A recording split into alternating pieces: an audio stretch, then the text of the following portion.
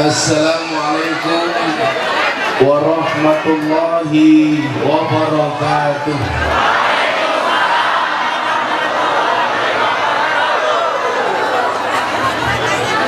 Alhamdulillahi rabbil alamin. Hamdan katsiran thayyiban mubarakan fi ala kulli hal. Wa na'udzu billahi min ahwali ahli dhalal.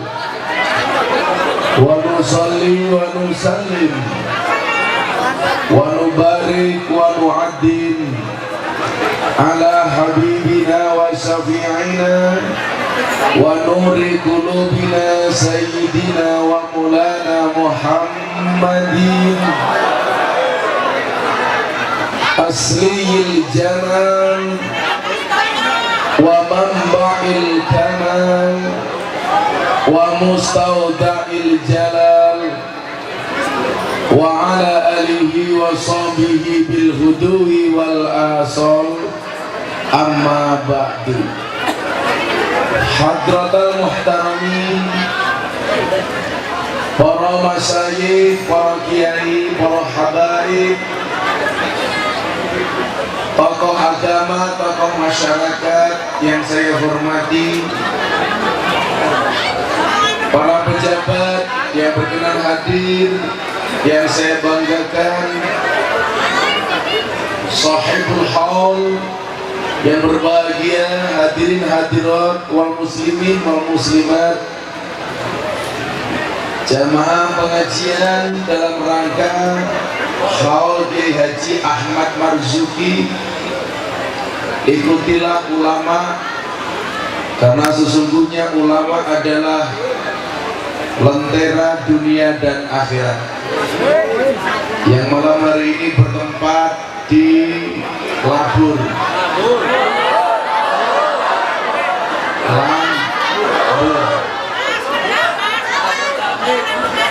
Ya maklum pakai kacamata.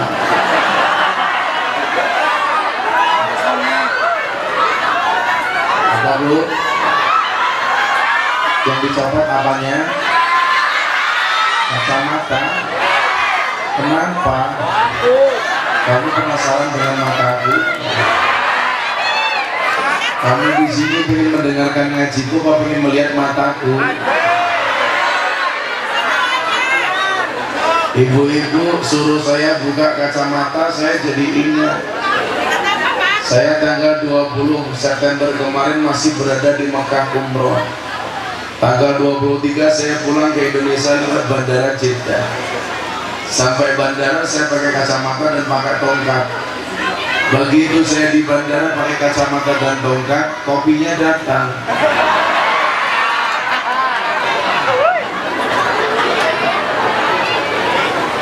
Terima kasih ya.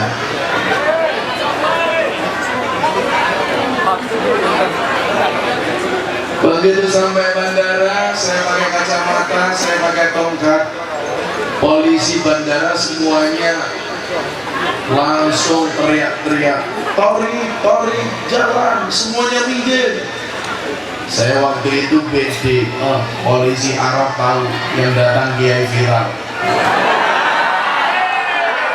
Akhirnya saya masuk bandara, di dalam bandara saya tanya, kenapa semuanya suruh minggir? Saya lewat, jelas kata polisi. Kenapa Pak? Ada orang buta lewat.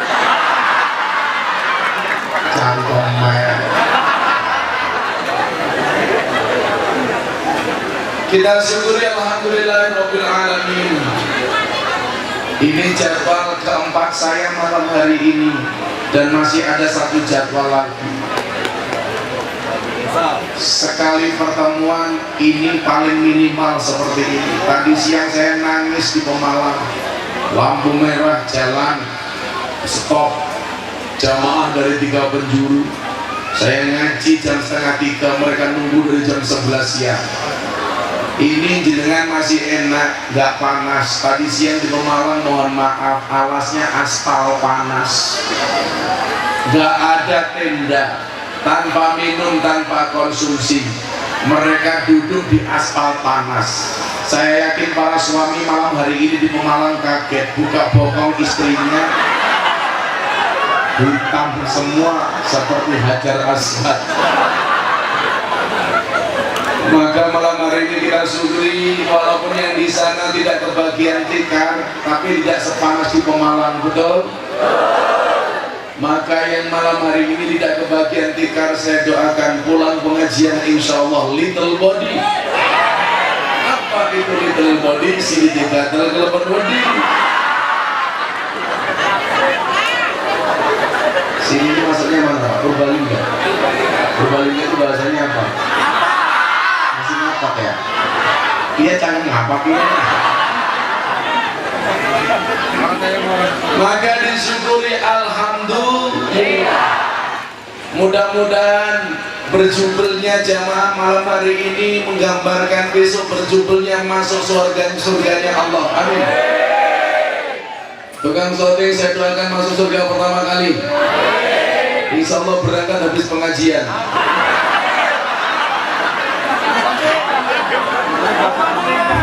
Wahai para ibu, jangan pernah nikahkan anakmu dengan tukang syuting.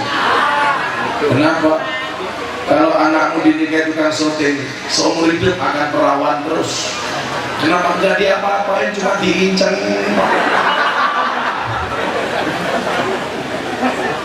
Bapak Ibu rahimakumullah, ada satu ayat yang pertama kali diterima oleh baginda Rasulullah Muhammad sallallahu alaihi wasallam. Bunyinya apa? Bismillahirrahmanirrahim. Allahumma barik lana fima razaqtana wa qina adzabannar.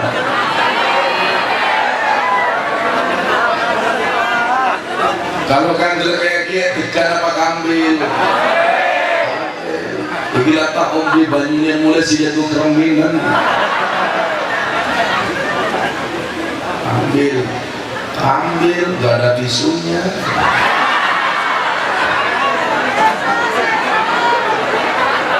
Miskin amat.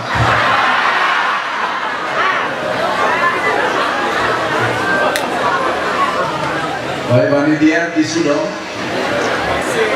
Tisu bukan tisu basah, tisu. Tadi sebelum ini di Batu Raden, wow, Gang sadar.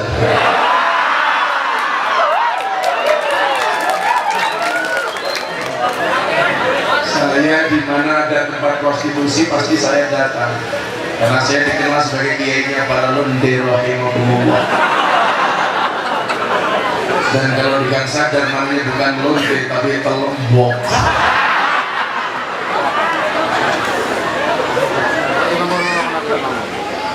Bapak Ibu, ayat pertama yang diterimakan kepada baginda Rasulullah Muhammad bunyinya adalah Iqra bismi rabbik. Iqra itu dimensi akal, bismi rabbik itu dimensi hati. Sebelum saya lanjutkan akal dan hati maksudnya apa, saya jadi teringat gara-gara ayat inilah sebenarnya saya menyampaikan kepada Mas Deddy Corbuzier, akhirnya dia masuk Islam. Saya ceritakan sedikit sebelum membahas ayat tadi. Waktu itu sekitar 6 bulan atau 7 bulan yang lalu, saudara Deddy Corbuzier yang nama aslinya adalah Deddy Cahyadi Sunjoyo bertanya kepada saya, "Bro, saya mau tanya, kamu tanya apa?" Saya baca Al-Quran, dia bilang. Terus saya temukan banyak perintah Allah itu yang tidak bisa diterima oleh akal. Dalam bahasa ilmiahnya tidak logis. Apa ya? Cakapnya apa ya? Duduk ya, duduk di kepala temannya juga gak apa-apa. Purbalingga keren, banyak kopiahnya yang mereknya NU, yang kopiahnya ada tulisan NU, saya doakan masuk surga. Kopiahnya memang amat. Saya tanya sama dia, yang kamu maksud tidak rasional itu apa bro? Coba Gus Miftah lihat, dia bilang Allah perintahkan Ibrahim untuk memotong leher Ismail. Itu kan tidak logis, anak cuma satu disuruh motong pula. Ini kan ngawur, kata dari Corbuzier. Ya, apalagi Nabi Muhammad Isra Mi'raj dari Mekah kemudian ke Palestina, naik Mi'raj ke Sidratul Muntaha. Menurut Deddy Corbuzier ini irasional, tidak logis. Waktu itu dia tanya begini, kenapa sih banyak ajaran agama yang tidak rasional? Saat itu saya jawab, apa jawaban saya? Mas, kenapa tidak semua ajaran agama itu rasional? Karena kalau semua ajaran agama itu rasional dan diterima oleh akal, berarti tidak ada bedanya agama dengan ilmu pengetahuan. Orang nggak butuh agama, cukup kuliah saja selesai. Ya gantian saya tanya, Mas Yedi, coba ganti jawab pertanyaan saya. Apa Gus? Menurut kamu, cinta itu dari mata turun ke hati atau dari hati naik ke mata? Jawaban Deddy Corbuzier sama dengan mayoritas orang Jambur sini. Lam, saya tadi bilang apa? Maklum kan belum ngopi. Asnya dan kopinya gelasnya seperti di angkringan. Mantap. Ya Allah, sangit.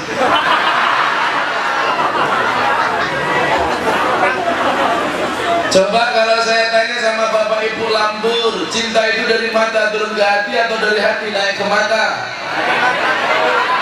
Malah rata-rata pasti menjawab dari mata turun ke hati. Jawaban Mas Dedi pun sama. Dia bilang sama saya, Gus, cinta itu dari mata turun ke hati. Waktu itu saya jawab, jawabanmu salah. Loh, kok salah bagaimana? Jelas. Kalau cinta itu dari mata turun ke hati, berarti selamanya kamu tidak akan pernah mencintai Allah. Kenapa? Karena matamu tidak pernah melihat Allah. Kalau cinta itu dari mata turun ke hati, berarti kita tidak akan pernah mencintai Nabi. Kenapa? Karena seumur hidup mata kita belum pernah melihat Nabi. Lebih saya sinkronkan. Kalau cinta itu dari mata turun ke hati, berarti orang buta itu tidak akan pernah menikmati indahnya cinta. Kenapa? Karena orang buta matanya tidak bisa melihat pasangannya. Tetapi yang namanya cinta itu adalah dari hati naik ke mata. Kalau hatinya sudah cinta, seburuk apapun pasangannya tetap saja terlihat baik di pandangannya. Betul? Kalau hatinya sudah yakin, walaupun matanya belum melihat, maka dia akan menemukan keindahan cinta. Buktinya apa? Orang buta tidak pernah melihat pasangannya, tetapi bisa mencintainya. Mereka menikah, dan apa yang terjadi? Jatuh. Tiba-tiba ingat, kurang jauh. Kan aku kaget. Ayo ngono, wis wajib bapak ping.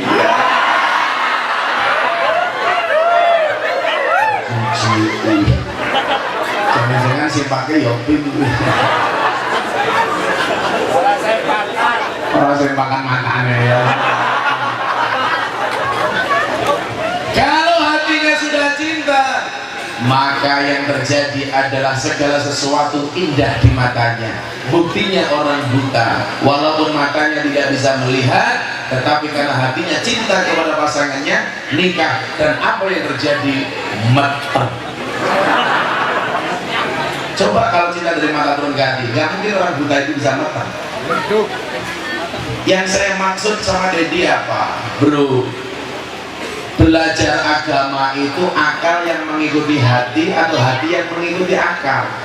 Yang benar adalah hati mengikuti, mohon maaf, akal mengikuti hati. Kalau belajar agama hati mengikuti akal, rusak. Maka yang benar, akal yang harus tunduk kepada pandangan hati. Apa kaitannya dengan Iqra dan Bismi Rabbik? Iqra itu dimensi akal, Bismi Rabbik itu dimensi hati. Iqra itu intelektualitas, Bismi Rabbik itu spiritualitas. Saya sering bilang sama kawan-kawan saya Muhammadiyah, kalau malam hari ini ada orang Muhammadiyah hadir, saya ikut senang. Saya bilang apa bedanya orang NU dan Muhammadiyah? Bedanya satu, Pak. Kalau orang NU itu biasanya gede atine, yang Muhammadiyah biasanya gede akale, bahasa keprikan cangkeme gini. Mendas-mendas ki wong Muhammadiyah. Iya mantap temen ya udah. Terus salah. Kalau benci teman kalau Muhammadiyah, enggak saya. Kalau saya mengatakan begini, apa bedanya orang NU dengan non NU? Kenapa kok NU ada haul dan sebagainya? Kenapa kita tanya? Enggak hidup. Kebalik goblok.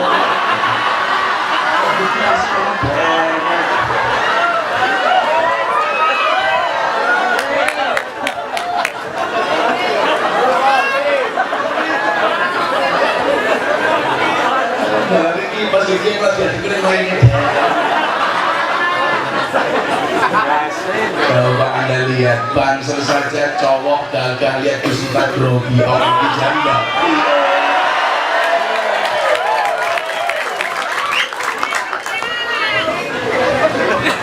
Yo nangis. Nangis. Kenapa? Cie. Wahai ibu-ibu, kalau kamu punya anak-anak cewek, please prioritaskanlah Banser sebagai calon suami anakmu. Pertanyaannya kenapa harus Banser? Jelas kiai saja dijaga, apalagi anakmu.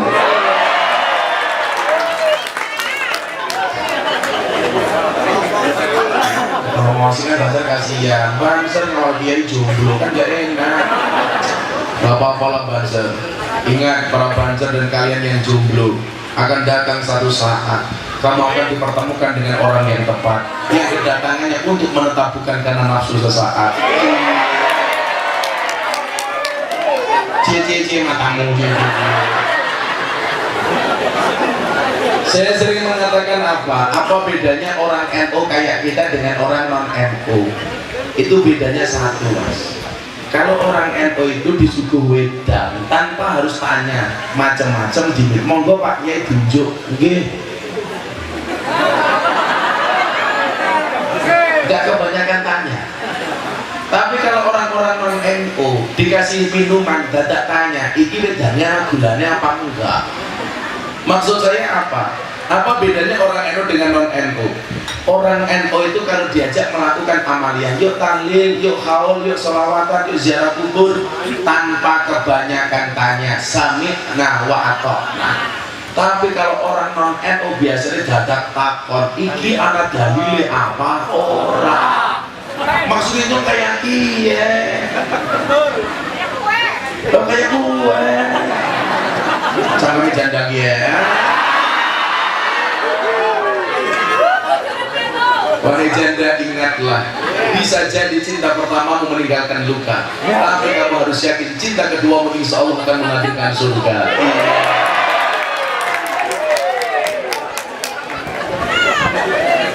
Kalau kalian nikah dengan janda tak jamin deh nyeneng kayak keprimen orang ibarat numpak jaran aku ngajari melayu dewek.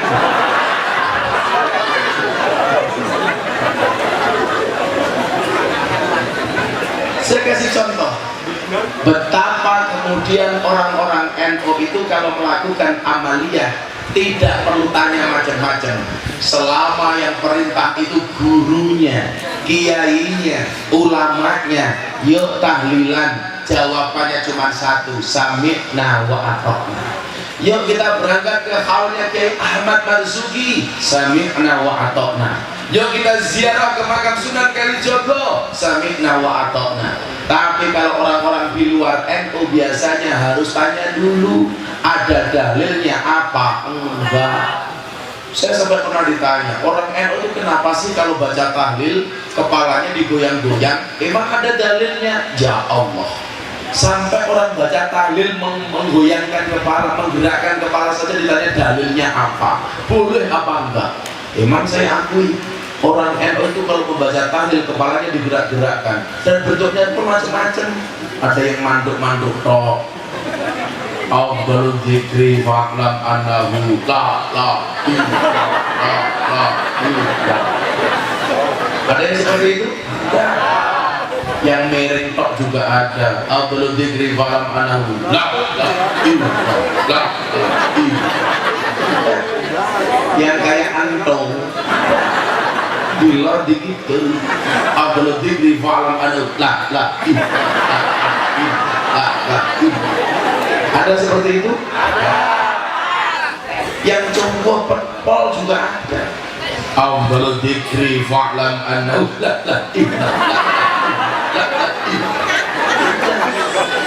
Yang mantapnya wall juga ada. Afdalul dzikri fa'lam annahu la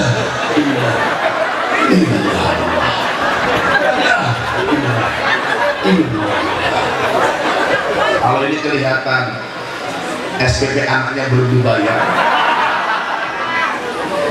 Ada juga yang lebay tahlilnya kemayu. Afdalul dzikri fa'lam annahu la ilaha illallah la ilaha illallah. Di lamburnya dia. Lo kayak dia ditanya, kayak gue ditanya, anak dalilnya apa ora? Ini ditanya, oleh nopo mboten, tak jawab oleh. Alasannya apa yang jawab ngopo wong das-dase dewek. Yang tidak boleh itu membaca tahlil kalau ngebake dase kancane.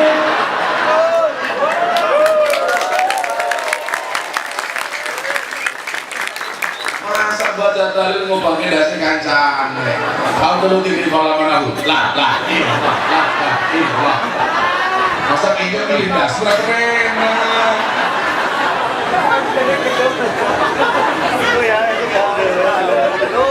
Kenapa mereka lebih mengutamakan seperti itu? Karena menggunakan ini, tidak menggunakan ini.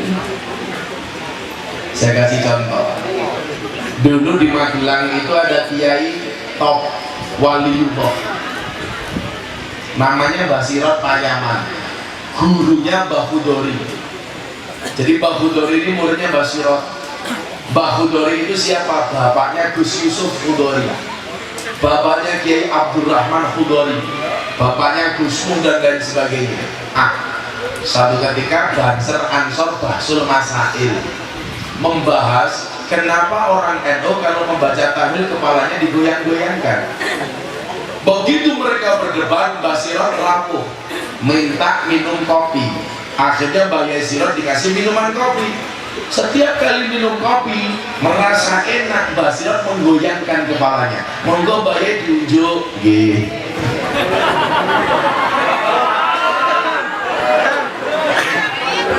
Enak Mbak Yai. Kata Mbak Sirot, monggo dia diunjuk maning.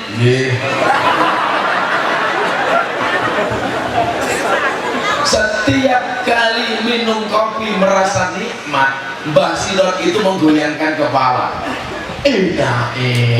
sampai 3 kali. Selesai minum kopi Mbak Sirot pulang. Ditanya, mohon maaf, begitu selesai minum kopi Mbak Sirot pulang, anak-anak Banser dan Ansor tidak melanjutkan bahsul masailnya.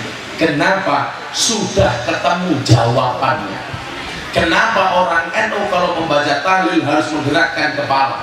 Jangankan membaca tahlil, minum kopi saja terasa nikmat, itu menggoyangkan kepala. Apalagi membaca tahlil jauh lebih nikmat daripada minum kopi. Pada karo Rika berkelang karo bojone.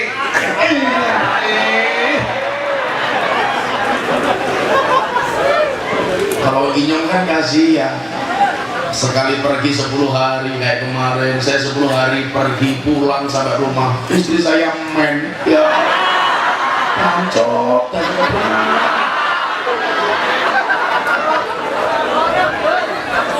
jadi di rumah cuma setengah hari udah berangkat lagi dari pagi sampai besok tanggal 28, 29 pagi saya baru nyampe rumah, 29 malam saya ada syuting Kituk Show TV One. Kapan saya ketemu istri saya? Maka saya bilang hidup saya itu apa-apa cukup, yang kurang cuma 1, tolong. Tapi kasihan. Makanya sudah saya niati kalau sampai saya bisa ketemu istri saya mau bilang sama istri saya, Bunda jamak takhir.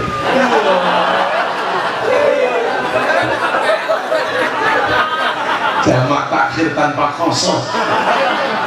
Atau kalau enggak saya harus menikah lagi. Apakah Gus Miftah mau nikah lagi? Nunggu takdir. Kalau memang takdirnya ada, saya menikah lagi. Kalau tidak ada takdirnya, insya Allah saya menciptakan takdir saya sendiri. Bu, Ibu.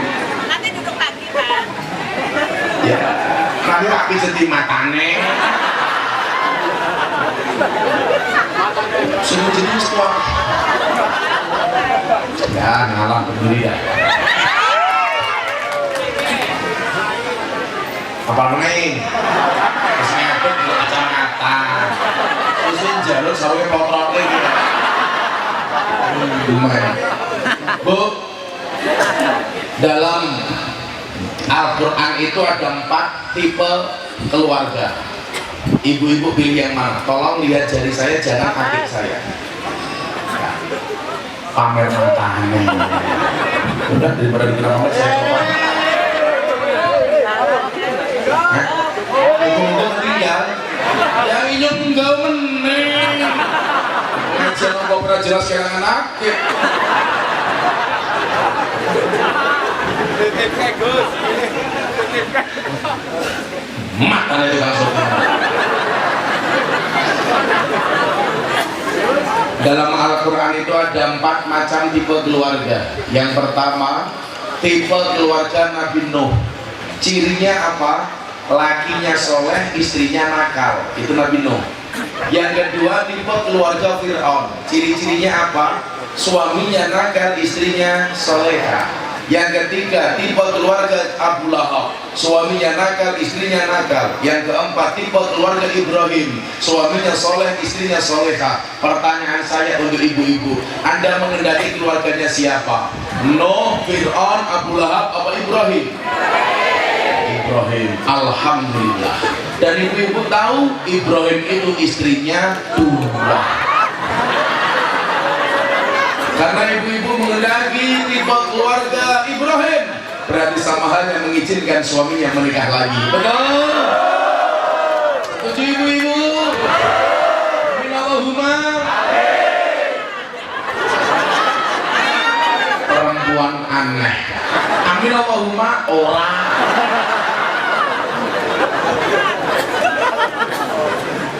Lah, Bapak Ibu rahimakumullah. Amin. Kenapa kiai-kiai NU itu kalau menerangkan sesuatu kadang-kadang dalilnya gak kelihatan? Karena itulah yang diajarkan oleh para wali songo. Wali songo dulu ketika dakwah di tanah Jawa menggunakan metodologi apa? Bisakofah. Dengan apa? Dengan budaya. Coba ini masjid Pak ya. Masjid, saya kasih tahu. Karena ini masjid. dulu. Wali Songo itu kalau buat masjid biasanya di samping alun-alun, di samping lapangan. Kok cangkok kan mau baik? Janda. Wah. Mereka ngerti ngapa kok ibu-ibu cewek cangkemnya cerewet kayak dia. Ya maklum cangkemnya lur. Double stereo. Itu ya pemayune pengajian tungkaknya diselonjor mengarpe railinyo jadi nggak apa-apa mau nyebatin ya tungkak meledak-meledak.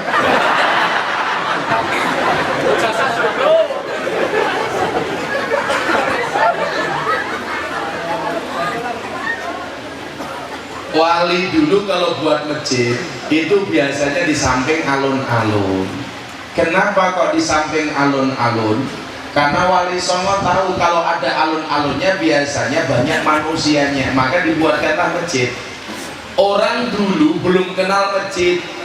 Bagaimana supaya mereka mau datang ke masjid? Masjidnya dikasih gamelan.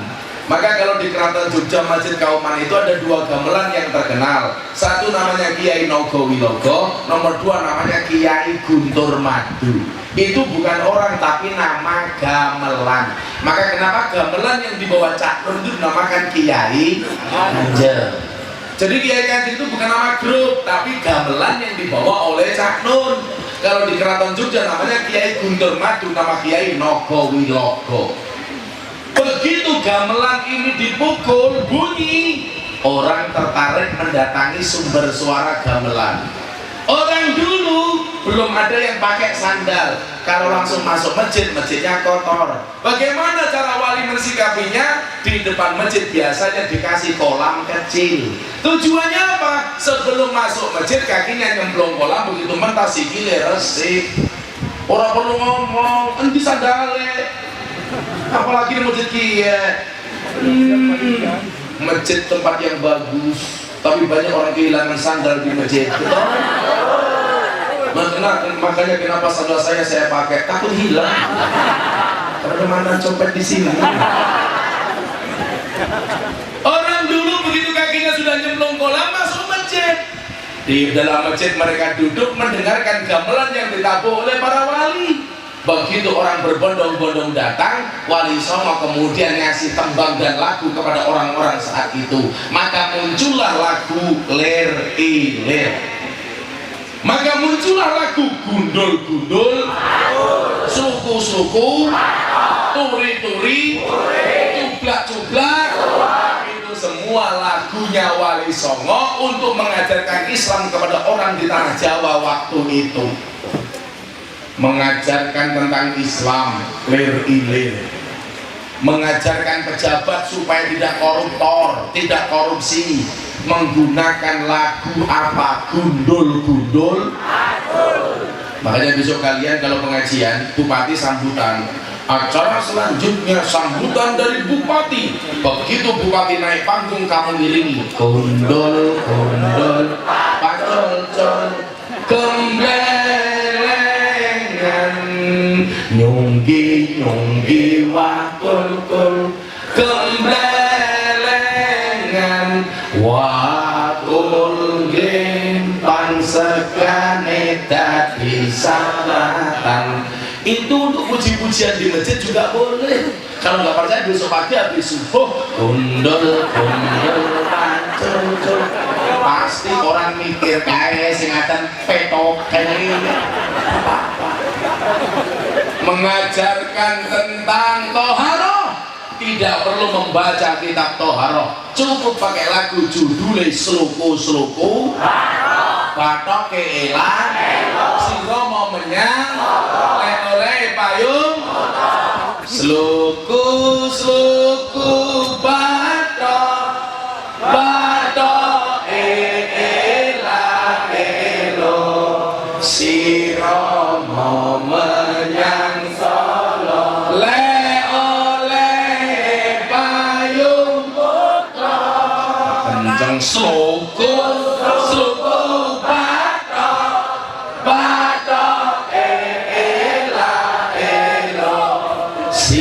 Rama menyang Solo le-oleh payung murna sing banter majente lolo wong mati ora obah yen obah medeni bocah yen urip golek duwe salah yen obah medeni bocah yen urip ayo ibadah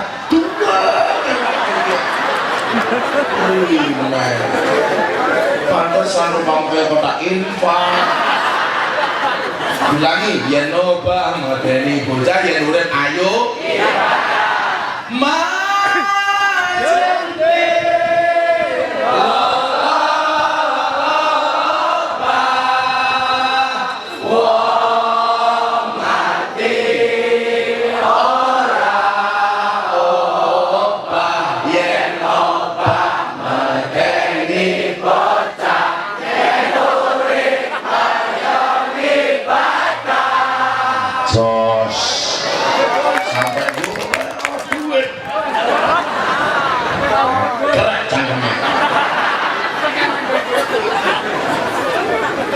seluku-seluku badok ini tentang toharoh huslu batnaka bersihkanlah batinmu di sini kita nggak boleh suudon harus menjaga perasaan orang lain tidak boleh iri tidak boleh hasud huslu batnaka Badoe ilailo batnuhu la ilaha illallah batin yang baik itu senantiasa kumantung marang Gusti Allah oleh payung mohon suku batok badoe ilailo si Romo menyang Solo itu dari bahasa Jawa siramo aduso menyang mangkat Solo sholat. Maka kenapa kalau kita mau sholat disuruh bersuci, kalau kita hadas besar mandi, hadas kecil wudu, nguyuh cewek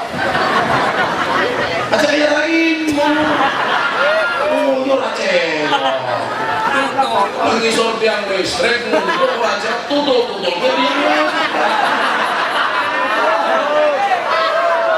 delalah nyetrum jadi pinggir kayak gini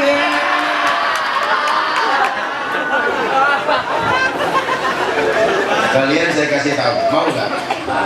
Saya kasih tahu mau nggak? Mau aja mau tahu banget. Siksa kubur yang paling berat itu salah satunya adalah orang hutang tidak bayar, nomor 2 orang kencing tidak cebok. Makanya si Romo menyang Solo harus bersuci. Jangan kemudian kita kencing untuk main-main. Nikmat kencing itu luar biasa. Seberapa banyak orang sakit perut gara-gara tidak bisa kencing. Kadang-kadang ngidong lagi ya Allah. Ada sumber truk nguyuh ning sorban. Malah kadang-kadang ya Allah samune obat. Diobat apa ya?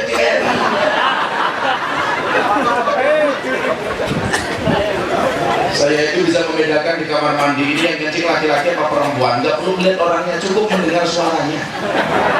Kalau laki-laki yes,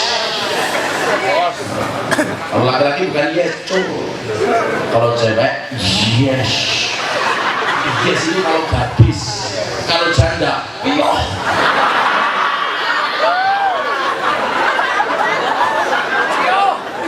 Saya pulang ke Sumatera, sowan abah saya di Lampung, naik kapal feder, masa tak tutup-tutup kayak rokok. Akhirnya saya ingat apa? Saya bawa sprit. Akhirnya apa yang terjadi? Subhanallah, saya cebok pakai sprit. Perasaannya terkeranya. Untuk lebekan, ujungnya yang takon, tunggu semut boten banget kamu.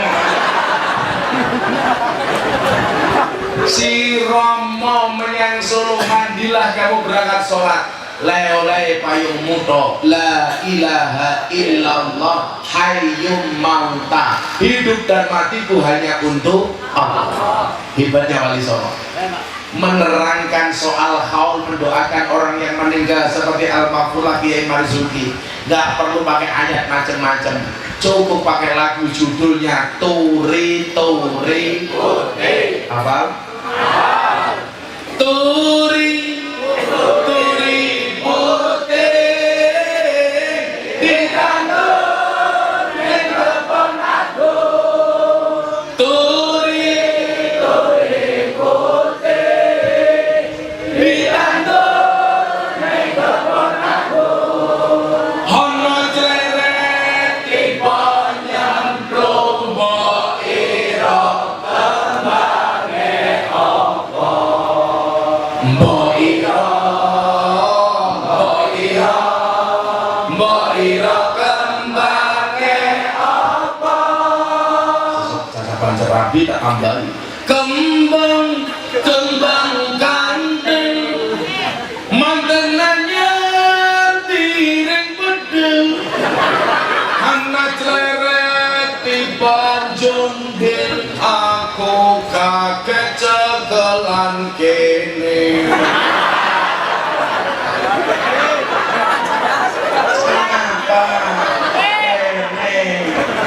Apa? Kene. Saya aja ngomong pendek.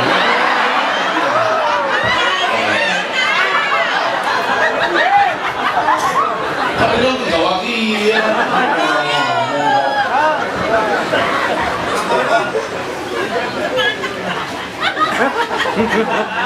Apa? Kene. Turi-turi putih. Apa kata Wali Songo? Sira kabeh inyong tuturi, wong kuyen wis mati dibungkus kain kafan rupane kain kafan warnanya putih, itu hukumnya wajib apa sunnah? Sunnah. Maka adik-adik kincil umpamanya gitu, minta kain kafan warnanya pink, gak apa-apa. Buka kuburnya, muka naknya teriak, wow kincil jin. Begitu pakai kain kafan warnanya pink dibuka sama malaikat, malaikatnya langsung nyanyi kelingan mantan. Dek, kowe biyen janji karo aku, nglakoni tresna suci kanthi ikhlas tekan mati. Ning nyatane ngapusi citra ati iki, netes eluku milik terus ning pipi.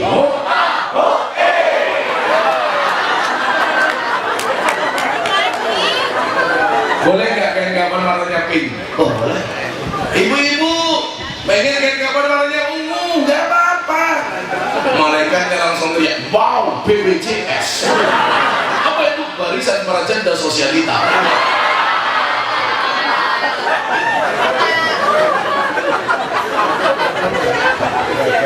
Kamu orang NU Banser, saya pengen kiai besok kain kafan warnanya hijau, nggak apa-apa. Malah alhamdulillah wa syukurillah, kalau kamu kain kafan warnanya hijau nggak akan ditanya oleh malaikat, soalnya apa dikira lontong. Yakin nggak ditanya, langsung diuntal. Ditandur itu artinya dikubur. Kebon agung itu artinya kuburan. Supaya tahu itu kuburan, biasanya juga ini patok. Yang patok siji kiye arane tenger, kuburan kiye patok loro, berarti tenger. Lewong mati gue tenger. Buktinya apa? Ada hadisnya. Anak biaya NU dilawan.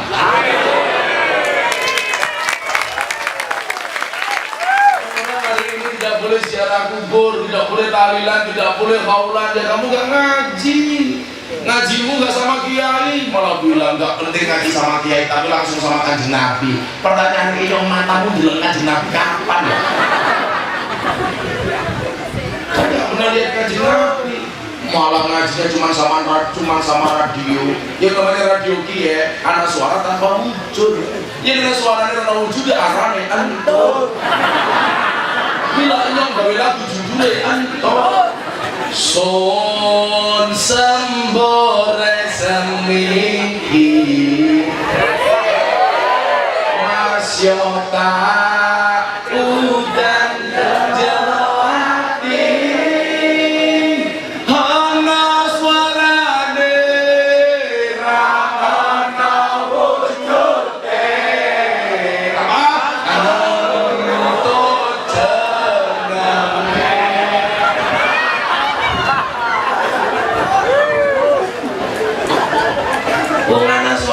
wujudnya arane. Kalau gurunya untuk mondoknya di mana? Gak mungkin dia orang ngaji, tapi mondoknya di mana? Al-Ma'hadus Salafiyah Asilitiyah.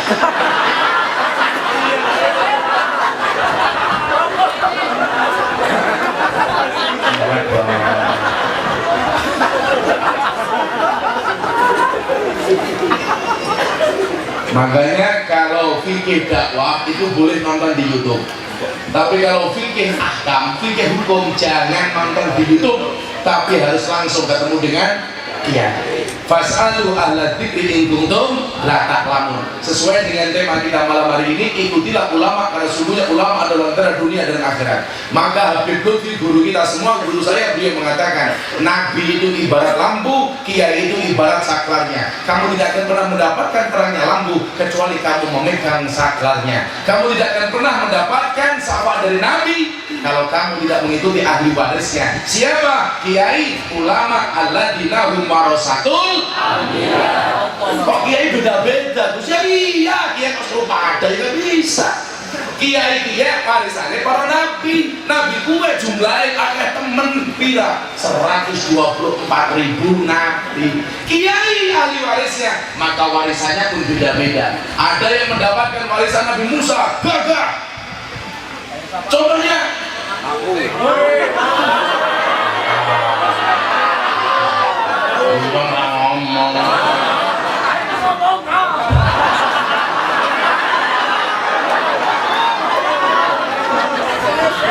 Yang gagal kan banyak, contohnya Gus Nuril, Habib Rizik, contohnya atas semuanya. Gus Maksum, gagah. Ada kiai yang mendapatkan warisannya Nabi Daud. Apa itu? Suaranya keren. Ada Habib Syekh Bidin, keren suaranya. Ada Nabi yang kaya, Sulaiman. Kiai juga ada yang kaya, Ustadz Yusuf Mansur. Ada Nabi yang sabar, Ayub. Begitu turun, Gusmus sabar, Mbak Maimun sabar, Abah Lutfi sabar. Ada Nabi yang cerdas, Khidir. Begitu turun, Pak Said, ya, Gus Wahab, Cak Nun cerdas. Ada Nabi yang miskin, Isa. Begitu turun, motinnya lambur.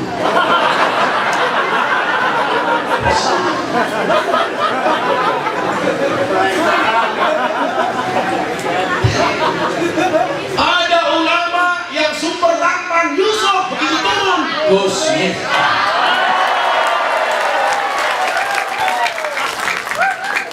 Ya beda-beda. Maka gak harus sama kiai-kiai. Lah, turi-turi putih diterangke karo wali songo pakai apa? Satu hadis.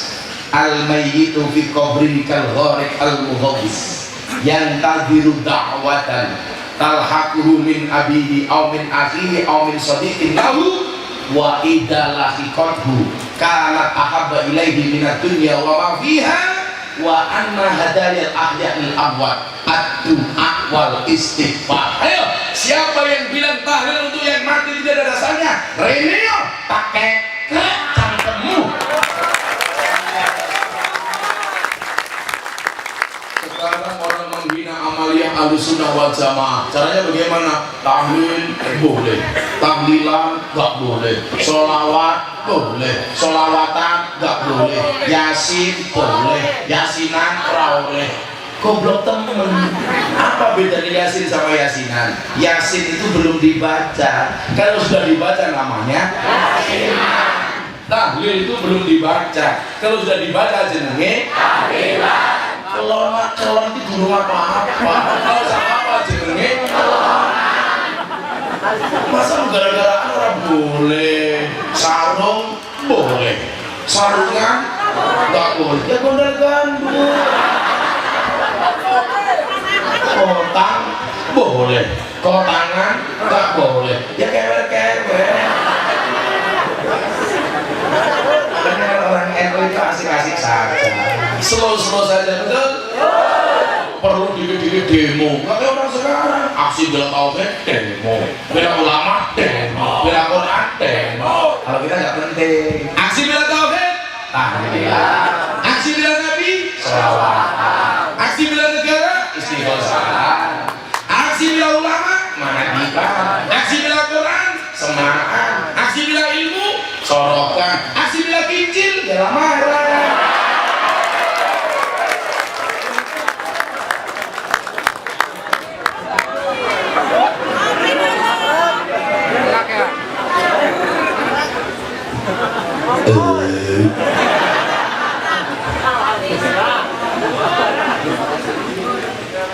Aksi di lapangan ini Ada. aksi bila janda buang laut. Apa artinya hadis yang tadi saya bacakan? Al-mayyitu, mayit itu fi qabrihi, di dalam kuburnya, kal gharik, seperti orang yang terombang-ambing, al-mughawis, yang membutuhkan pertolongan. Maka kata wali songo tidak menggunakan kata kal gharik, al-mughawis, tapi menggunakan bahasa doa. Doa dari siapa? Talhaquhu min abihi, doa yang diharapkan dari bapak ibunya, au min akhihi, atau dari saudara-saudaranya, au min sodikin lahu, atau dari kanca-kancanya, bala-balanya. Kanca-kancanya bahasa Indonesia apa? Oh, bahasa Indonesia kanca-kancanya batir-batire. Saya itu kalau ngomong bahasa Indonesia, bahasa Jawa ngomong bahasa Indonesia sering kagok. Karena banyak bahasa Jawa yang tidak ada bahasa Indonesianya. Contohnya nguyuh anyang-anyangan. Apa bahasa Indonesianya? Diorang, masih kencing tawar menawar. Ternyata setelah saya teliti dalam kamus bahasa Indonesia, apakah bahasa Indonesia dari nguyuh anyang-anyangan?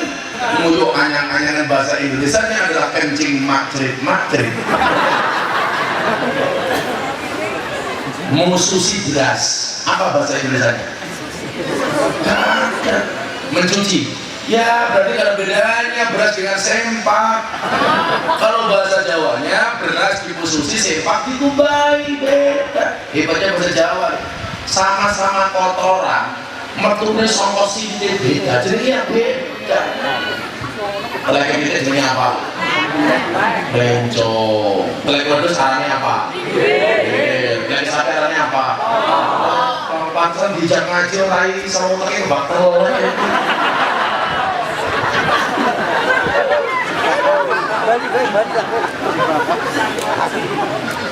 Memang bahasa Jawa itu kaya.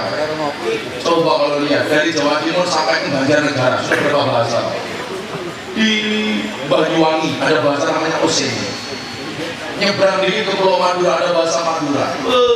Di rumah aku orang Madura ini apa menang? Semua tanah dikuasai kerja tanah Tuhan. Tapi para orang Madura ini paling kalah karena lomba TTS. Teka-teki silang. Kenapa? Karena kolomnya pasti kurang.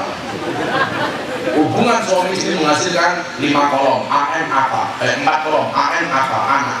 Orang Madura kurang. Hubungan suami istri menghasilkan nakana. Dan orang Madura kalau daftar polisi kalah sama orang Banjarnegara.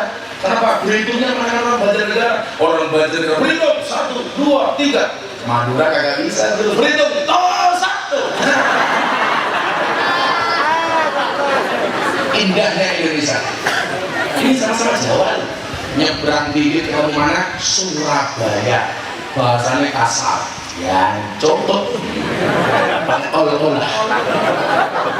Bagus juga kalau bilang danjo, pasnya jelas, saya tahu tajwid. Jadi misalnya pakai tajwid. Jadi makhraj hurufnya pas. Ya, contoh. Ke barat lagi ketemu dari mana? Sama-sama Jawa, Jogja, Solo, bahasanya halus persis kayak saya.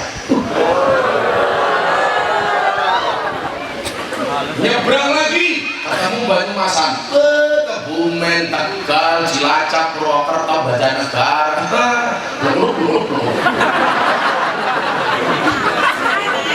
Saya pengajian di Kebumen, Masya Allah, ada panitia sambutan. Inyong kalau ini soal dari Gus Miftah, manjing dari Gus Miftah, dia anak Gapura, arane Gapura, Sugeng Teka. Ternyata Gapura selamat datang. Nang Jogja dia anak monumen, arane monumen Jogja balik maning. Ternyata monumen Jogja kembali. Inyong ngaji pertama kali di dalamnya almarhum Endo Susmono tahun 2007 ditawari udut kanggo bahasa ngapa. Pak Kiai Kiai isu-isu mau beri cocok. Iya, mau beri cocok. Bahasa yang menyenangkan ngapa. Apa sih bedanya Banjarnegara sama Jogja? Bedanya cuma satu.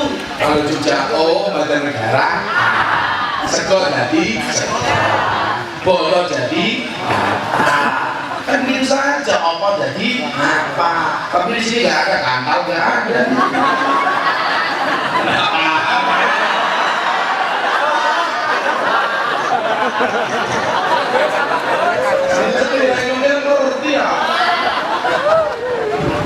Dulu kalau saya telepon kawan saya Jakarta pakai partai, kalau nomor telepon yang saya tuju itu sibuk pakai bahasa Indonesia, bahasa Inggris. The number you calling is NG, please try again in a few minutes. Kalau saya telepon ke Banyumasan, Banjarnegara, di telepon kok sibuk bahasanya beda. Nomor telepon yang sira tuju langkah teleponnya. Yang lucu Pak, ada orang Banjarnegara main ke rumahnya orang Sunda. Begitu sampai kampungnya orang Sunda, nginjak telek. Orang apa dia tanya, ini siapa dia? Sama orang Sunda dijawab, iya mah dari kurang. Orang Banjarnegara marah-marah, ini orang percaya. Lemahnya apa? Ini orang itu dia sedih ya.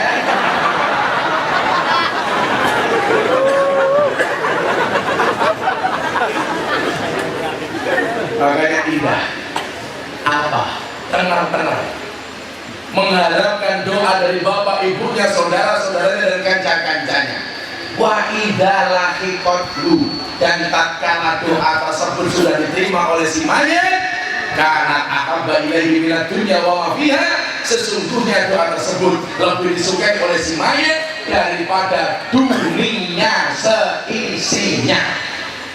Ahli waris, kamu mau kirim Fortuner sama Mbak Marzuki, lebih ditunggu sama Mbak Marzuki Fatihah. Kamu kirim surat STNK ke beliau, lebih ditunggu surat Fatihah. Maka kalau kamu ingin hartamu yang dimiliki oleh kalian bermanfaat untuk Mbak Marzuki, gampang. Mbak Marzuki SMS saya, tolong di amplop yang tebal.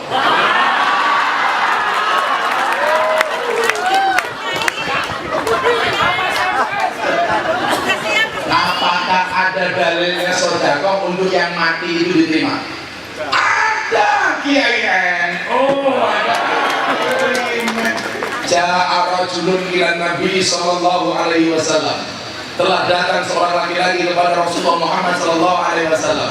Ya Rasulullah, ya Kanjeng Nabi, inna ummi qad matat. Sesungguhnya ibu saya telah meninggal. Apa yang fauha in tasaddaqtu anha? Apakah ada manfaatnya kalau saya sedekah atas nama ibu saya? Qala, Rasulullah bersabda, na'am, ya, ada dasarnya.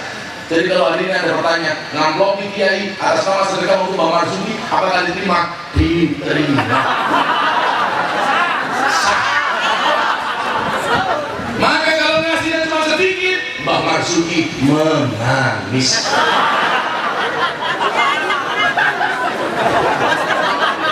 Ahli waris rumah, nah, kupingmu.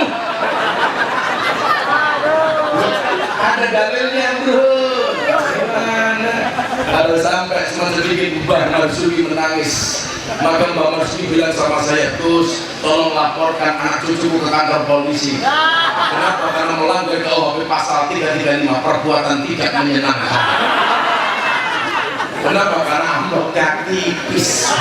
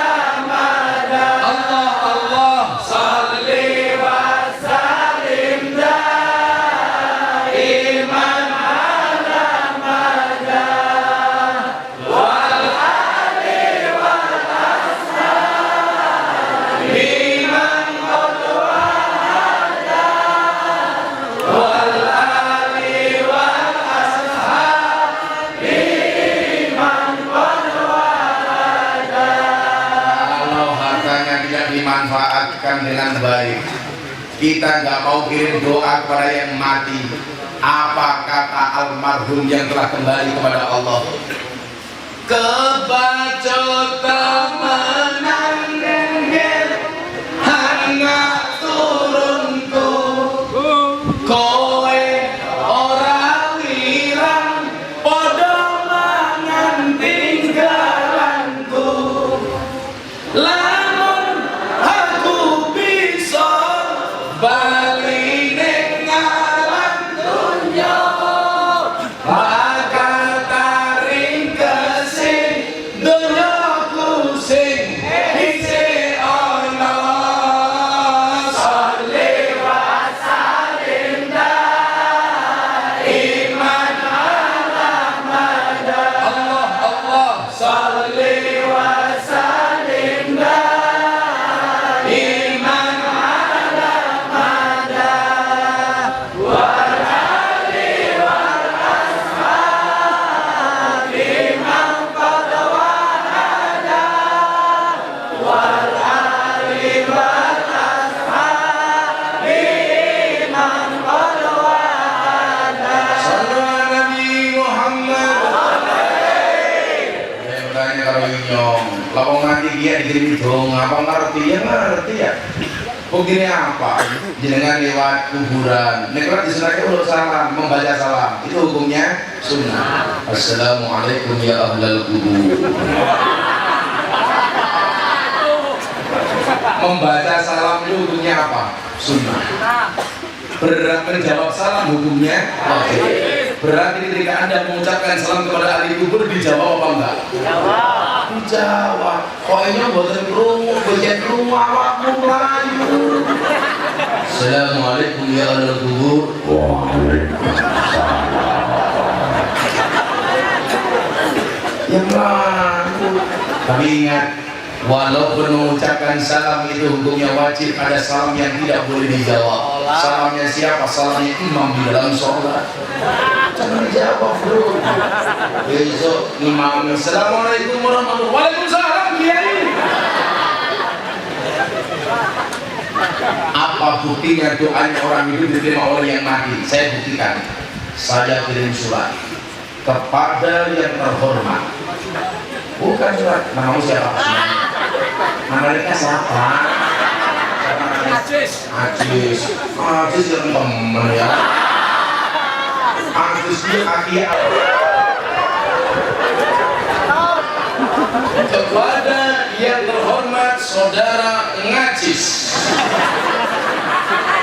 dengan alamat Lambur Purbalingga. Pengirim surat Gus Miftah dengan alamat Pondok Pesantren Ora Ajitun dan Purwomartani kawasan Sleman Ngayu Jakarta. Hadirin Pak Pos, tolong surat saya diantar ke Lambur. Dikirim ke siapa Kiai? Ke Ngajis.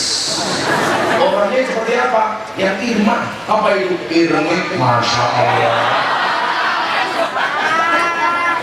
Pak Pos berangkat dari Jogja ke Lambur, kilat khusus. Kaget, tapi yang lucu, kaget kok cekil cangkemnya, kaget dia jantungnya. Kamu jangan-jangan kayak Ajis. Ajis itu kayak pohon pisang, punya jantung tapi nggak punya hati.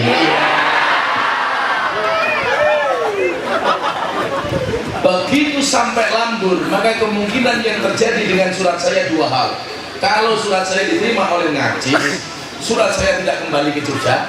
Tapi kalau surat saya nggak diterima oleh Ajis, maka surat saya kembali ke Jogja. Pertanyaan Anda tadi sebelum saya datang pasti sudah tahlilan, kirim surat Fatihah untuk Bang Marzuki, balik apa enggak?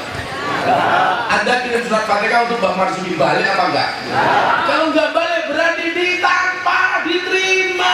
Yang tidak percaya, Ajis mati ya.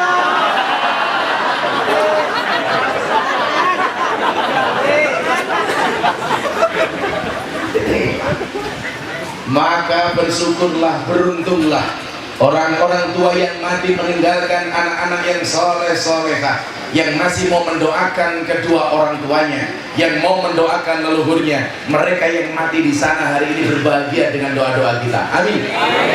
Maka beruntunglah orang tua yang telah meninggal menghadap Allah yang Maha Kuasa, masih mau memperingati hari kematian dan termasuk halnya. Masya Allah, hari ini Mbak Marzuki tersenyum dengan lebarnya. Terima kasih anak cucuku, jangan lupa Gus Miftah tebal amplopnya. Kata Mbak Marzuki.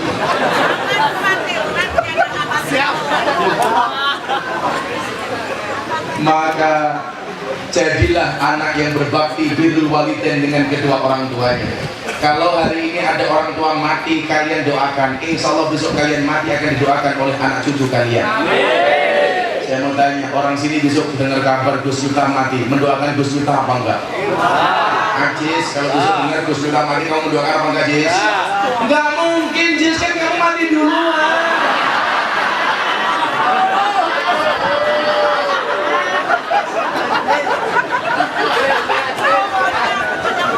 Mati itu, Jis. Kalau kenapa saya tidak pernah berhenti pengajian, Jis? Karena saya berharap mati pas pengajian. Kan keren kalau hari ini saya malam ini ngaji di Lambun, tahu-tahu Israel datang, langsung diumumkan di masjid, innalillahi wa inna ilaihi rajiun, telah meninggal dunia dengan tenang saudara Ngajis.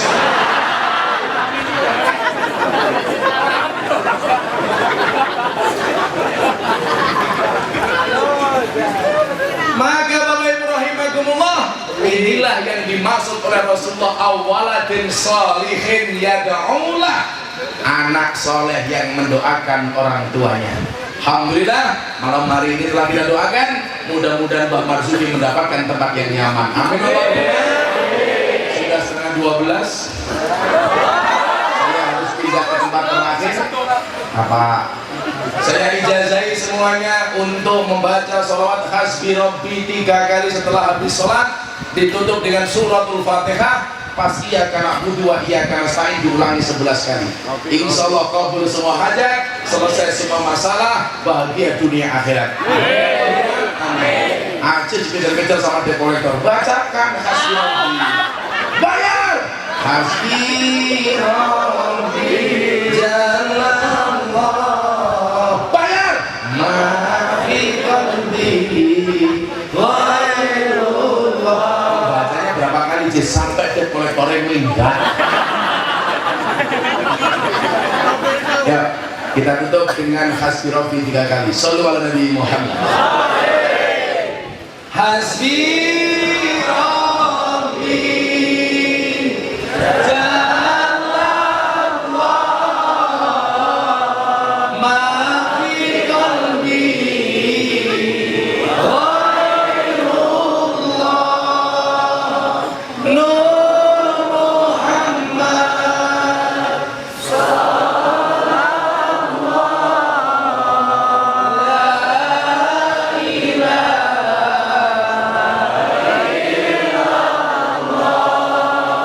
hasbi rabbi jalallah ma fi qalbi ghairullah nur Muhammad sallallahu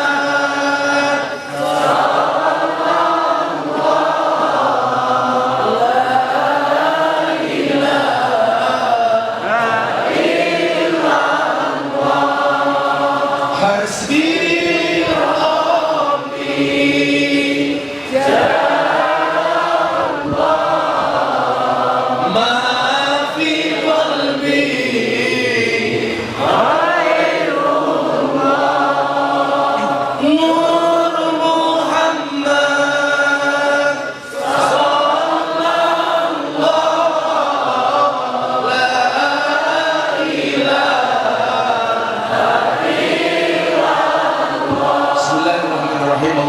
sayyidina Muhammad wa ala ali sayyidina Muhammad walhamdulillahi rabbil alamin. Allahumma arzuqna istiqamah, Allahumma arzuqna bi ziyadatil ilmi wal rizqi wal ibadah, Allahumma arzuqna ziyaratal Makkah wal Madinah, Allahumma arzuqna dhurriyyatan thayyibah, Allahumma arzuqna ahlan sakinatan mawaddatan wa rahmah, Allahumma arzuqna bi alfi alfi quwwah, Allahumma arzuqna bi alfi alfi barakah, Allahumma arzuqna bi alfi alfi karamah, Allahumma arzuqna min ahli sunnah wal jamaah, Allahumma arzuqna bi husnil khatimah wa na'udzubika min su'il khatimah wa qina jannatal abrar.